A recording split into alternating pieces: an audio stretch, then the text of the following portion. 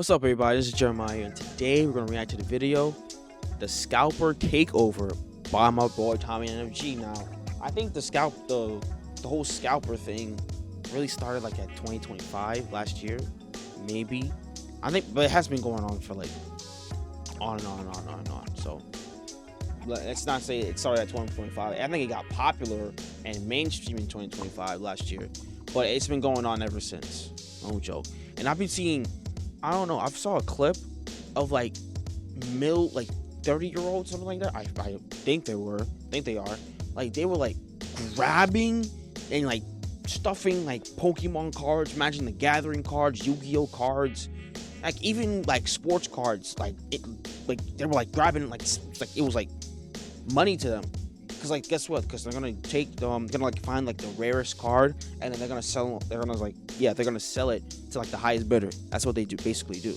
And it's like, why are you doing it though? They're just taking the fun out of like the imagination of like of kids. Like, let's say a kid buys some Pokemon cards or buys some Yu-Gi-Oh cards. They're gonna play Yu-Gi-Oh or Pokemon or Magic the Gathering with their friends, but yet they can't buy any of those cards, or they can't get any cards in general, because scalpers be taking it all for themselves for use for profit. I'm like, yo, bro, you're not letting these kids have imagination. That's sad. That really is sad, though. But we're gonna get into today. So without further ado, let's sit back, relax, let's react to the video. Imagine this scenario. You wake up on a grueling 7 a.m. What's not the video? ready to go to work in 2 hours Yeah. as you usually do. Since your bills are behind and your child support payments just got up by 20%, you gotta now work 6 days a week in order to be able to handle everything. You sit in that grueling room temperature cubicle doing whatever typical bull you do at work. And halfway through the week, you go on Instagram and see a post from your favorite brand announcing they're having a collab with another brand, and it'll only be available Sunday on your day off. You get hyped for it, and just in case you show up to the store earlier thinking there will be a calm little line, just to run into this 2 milliseconds after showing up. As you can see, what's that, Yu-Gi-Oh over there? What's that, Yu? I think that's Yu-Gi-Oh. Maybe that's Yu-Gi-Oh. Shit.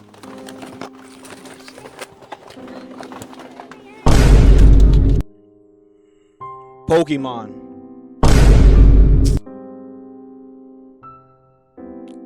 Grown men, by the way. These are legit grown men. I'm not even reading that word. I'm not even reading it because I can't pronounce it. And swash. Yeah, I think it's official to say, especially in 2026, scalpers have ruined any type of drop for anything and will do whatever it takes to get something. I don't think we enter an age from now on where you just enjoy something as a hobby and can go in a store to buy it. And no one you has can't it anymore. Off far worse than Pokemon fans. Ooh, the biggest ones. Number 2 gotta be Yu-Gi-Oh. Yu-Gi-Oh fans, yeah. I'm a Yu-Gi-Oh fan as well. Mostly Dragon Ball fan, but you know, for card games, I'm a Yu-Gi-Oh fan. Just that I ain't reading all that paragraph when I'm playing Yu-Gi-Oh. So I stopped playing Yu-Gi-Oh like at what? Around like middle school. The physical card game, mind you, the physical card game, because we used to play it. You know, had our decks, and then you used to play. You know, so I get myself cooked in those games. No joke. I was trash. Okay, I was trash. But it was fun though. It was fun. But seeing it today is like, oof. These scalpers, bro. Pokemon might as well be its own separate economy, the way people go out there to get things from it. Being a normal Pokemon fan trying to get these collectibles is like being a soldier in the World War II trenches. For me Vietnam personally, flashbacks. as a kid, I wasn't into Pokemon or into card collecting for it too much, so I never understood the hype when people were going out and getting a bunch of average Pokemon drop at Target. Different card collectibles, trying to get the highest grade ones. People will get a week collection worth of Pokemon cards, opening them 24/7, trying to get the best one, just hoping it works out. But to me, looking on the outside, it cannot be worth it, even if it's your favorite hobby, to be spending 10x to 20x the normal cost of these things. What? And for Pokemon with scalpers, it started off pretty normally, I would say. I mean, people have been reselling Pokemon cards since the 2000s. Yeah. Scalpers would go in the stores, wait for a drop, take the cards, open them up, resell them, whatever. But now it's to the point where they will literally resell anything dealing with Pokemon. Some of our most recent examples are things such as a Pokemon Pop-Tart code. Bro, a Pokemon Pop-Tarts Pokemon theme, $25. $20. That's not a bad price. Pokemon Target cardboard cutout display. What? $900? What? Only way they'd be able to do this is by stealing it, by the way, so not sure this is a good idea to sell. The worst one was last year when Cheetahzard, 120 HP. I bet made in China, of course. I bet you that thing is worth like what, $5,000? No, this is Pokemon we're talking about. So I say at least an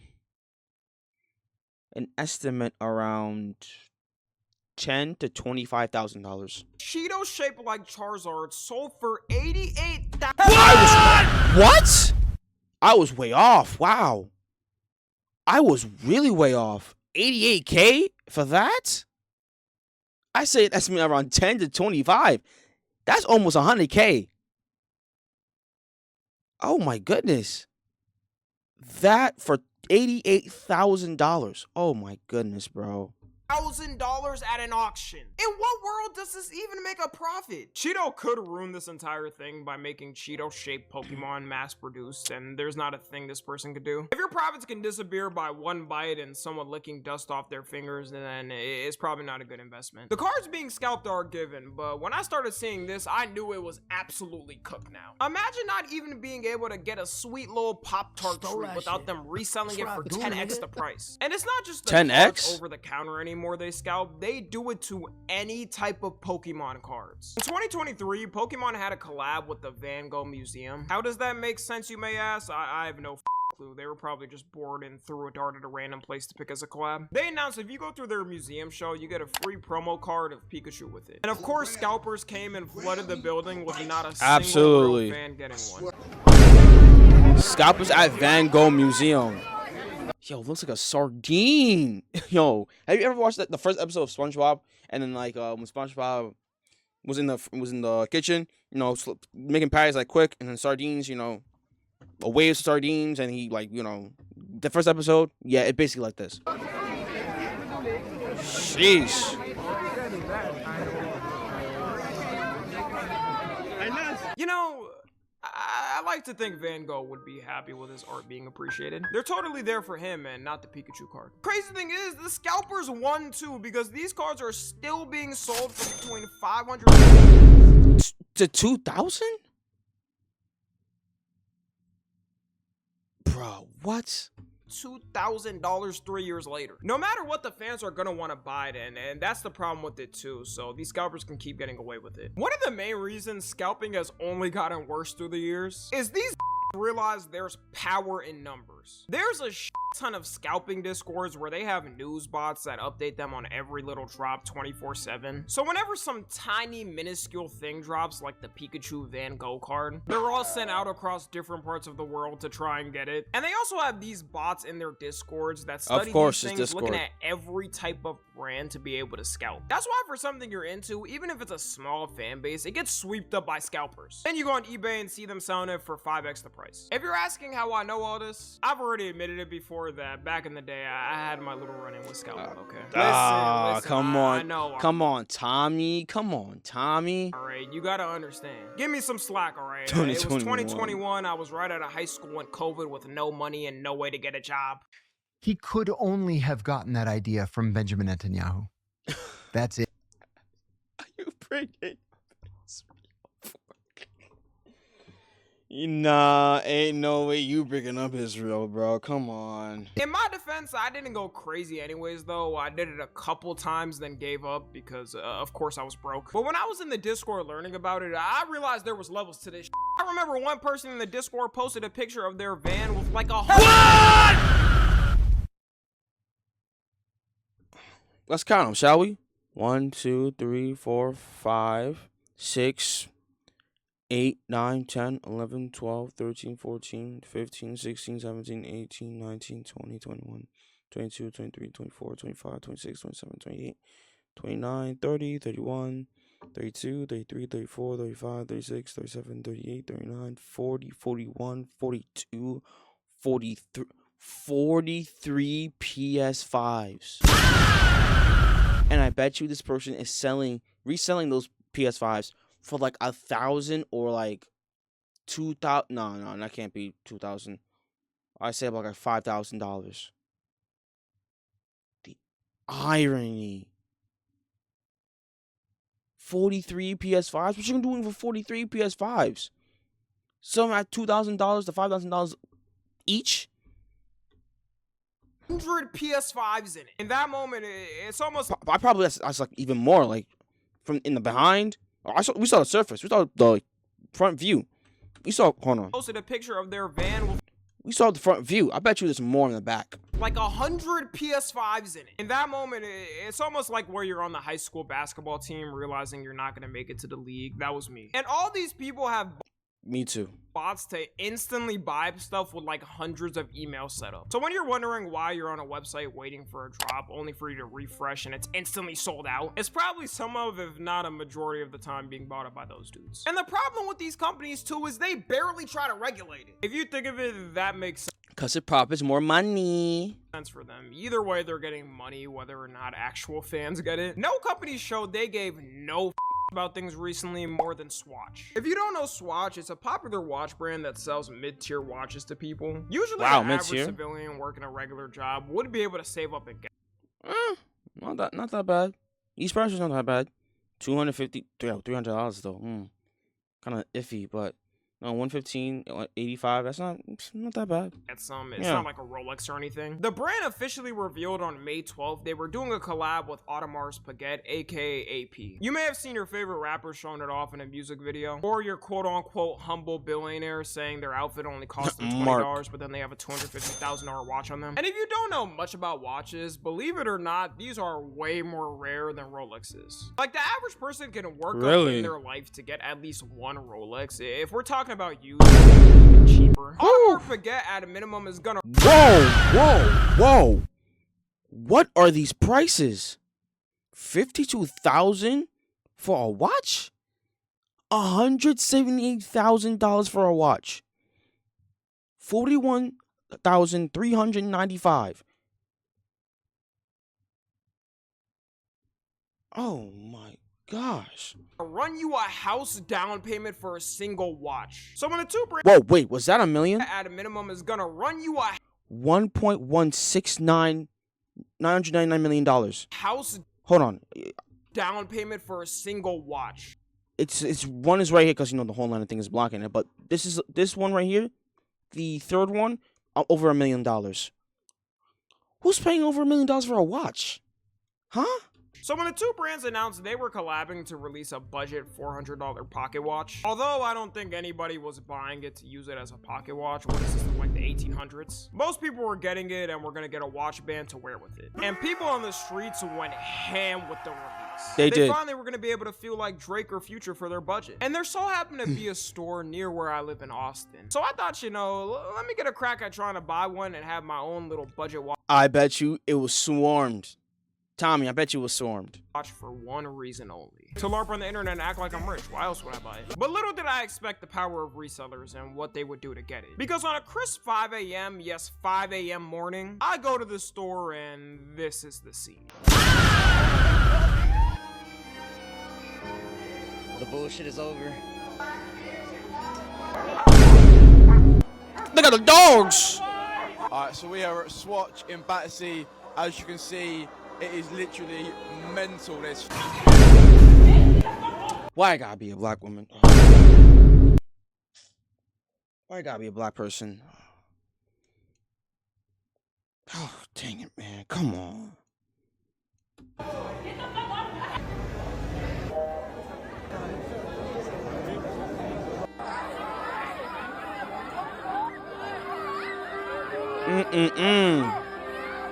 Mass This swarmed. was a scene in all the stores that were selling the watch that day. I guarantee this crowd would drop by 90% if it was people who were actually there for the watch and not to scalp. I don't even like big crowds. If I knew the crowd was gonna be like that, I would have stayed my ass home and got my full 8 hours of sleep for Or not just buy the thing at all. the night. I'm still mad I missed sleep that day. And the company themselves gave zero security at locations and had zero lines set up for people to follow. They just cared about the profits and making their money, but due to them not hiring any security for this, they had to close a majority of their stores for the drop, with some of them still not selling the watches because the chaos it would cause. Yeah. When you see footage like this, That's reasonable. If you're gonna open the store with these types of watches and you see this, legit, Battle Royale mayhem, of course you would close. Of course you would close. No joke. I would close the shop. I would legitimately do the same thing because I don't want majority of people. Well, I don't want a whole freaking mob at my store clustering, fighting for a legit watch. I'm like, come on, bro. You doing all this for a watch? You ain't Drake. You're not gonna be Drake. You're not gonna be freaking Kendrick Lamar wearing those type of watches. The feeling ain't gonna be the same.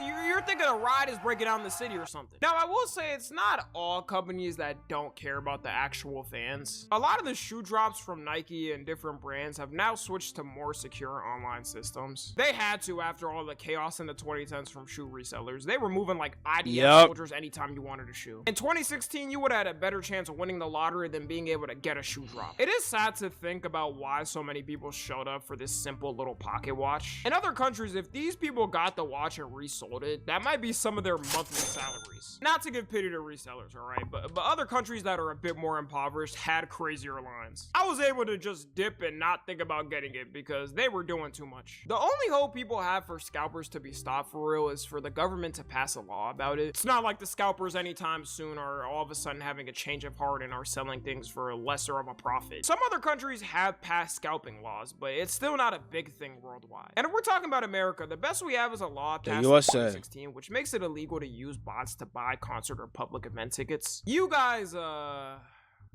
tell me how well that's going. This law might as well have been a stern talking they gave to people because resellers still scalp concert tickets and get zero consequences. There was a law introduced last year called the Stopping Grinch Bots Act, which was supposed to ban bots for everything, including retail things, meaning you would actually be able to buy collectibles for once in your life without it being scalped. But as usual, when something that could be great for both sides to pass and agree on and help people overall gets introduced, they just move on like it never existed. So we will have to keep coexisting with these bots until further notice. A law like this would be so generational. You'd see me repping an American flag cape like I'm Homelander for the whole year if they did that. The best strat I would say you should do to combat scalpers is on any online drop, be the first one there no matter what. If the website keeps crashing, just open new ones or refresh. That's probably your best shot. Anyways, let me know how much y'all have been scalped. Follow me on Twitter, Instagram, and TikTok. As always, I love you guys consensually. And until next time, I'm out. Yo, shout out to Tommy, man. Yo, these scalpers, these scalpers gotta go. No joke. It's ruining everybody's like hobby. Not just like the watches, but hobbies and stuff like that too. Like the Pokemon cards, the Yu-Gi-Oh cards, Magic the Gathering cards, mostly Pokemon cards as well. Yeah, even again, I said earlier in the video, the sports cards as well, because people will be reselling those sports cards for like hundreds and thousands of dollars. No joke, they really do. And like, if it's just the amount of people who are ready to risk it all, their pockets, their lives, and their dignity, all for the bread, bro. It's insane. But again, man, shout out to Tony NFG for the video. The original video description down below. Follow me on all the socials. Make sure to like, comment, subscribe, share the video with your friends, and turn on the notifications to know when I upload another video. Tune into the live streams. All being said, this is Jeremiah. God bless you all. Jesus loves you all. Repent and be saved. I'm out of here. Peace. It's